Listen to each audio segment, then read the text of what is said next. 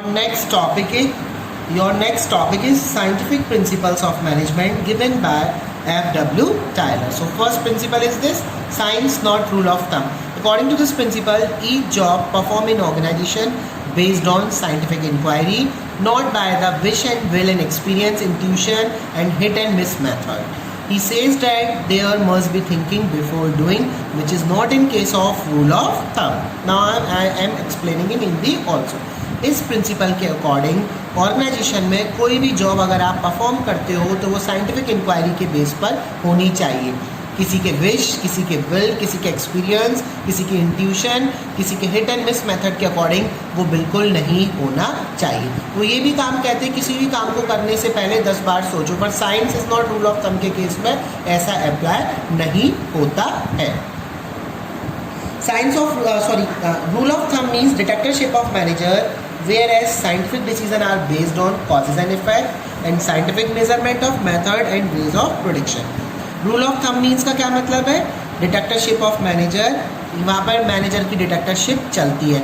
जैसा मैनेजर चाह रहा है वैसा ही हमें वहाँ पर करना पड़ेगा. उसका विश एंड विल, वो जैसा वो चाहेगा, जैसी उसकी इच्छा है, जैसा उसने डिसाइड कर दिया उसी के अकॉर्डिंग हमें काम करना पड़ेगा.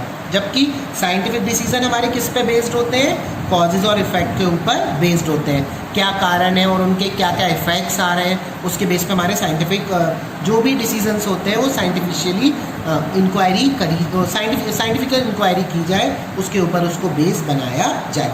उसके हिसाब से मेथड और वे ऑफ प्रोडक्शन आपको लेकर आना चाहिए. जैसे फॉर एग्जांपल उन्होंने दिया है, in rule of thumb, standard time required to do a particular job is decided by a manager on the basis of his past experience. Rule of thumb में क्या है? Standard time. किसी भी काम को करने का स्टैंडर्ड टाइम सेट कर लिया. वो किसके बेस पे डिसाइड किया जा रहा है? मैनेजर ने अपने पास्ट एक्सपीरियंस के बेस पे उसे डिसाइड कर दिया कि आधा घंटे में तुम ये काम आसानी से कर सकते हो, ऐसा मेरा पास्ट एक्सपीरियंस है. ये रूल ऑफ थंब के केस में होता है. जबकि टाइलर इंसिस्ट करते हैं that standard time for a job should be set up scientifically by performing time study in the organization and days target should be fixed. जबकि टाइलर ने insist किया है कि आप पहले साइंटिफिक इंक्वायरी कीजिए, साइंटिफिक स्टडी कीजिए, एक पर्टिकुलर टाइम सेट कीजिए, उसके बाद फिर आप उसके टारगेट सेट कीजिए कि एक दिन में पर्सन 10 शर्ट बना सकता है या 5 शर्ट बना सकता है, तो पहले उसकी साइंटिफिक इंक्वायरी करवाइए. ऐसा किसने बोला है? टाइलर ने इंसिस्ट किया है. जबकि science is not rule of thumb के केस में ऐसा रूल ऑफ थंब के केस में ऐसा नहीं किया जाता है. वहाँ किसके ऊपर बेस्ड है? सब कुछ मैनेजर के पास्ट एक्सपीरियंस के ऊपर बेस्ड रहता है. टाइलर साथ में इंसिस्ट करते हैं introduction of scientific inquiry into domain of management practice. Taylor believe that there is only one best method to maximise the efficiency. This method can be develop through the work study analysis. वो साथ में Tyler साथ में ये भी बोलते हैं कोई भी चीज़ करने से पहले आपको अगर किसी भी चीज़ की मैक्सिमम एफिशिएंसी क्रिएट करनी है तो उसका सबसे अच्छा मेथड क्या होता है? आप वर्क स्टडी कीजिए.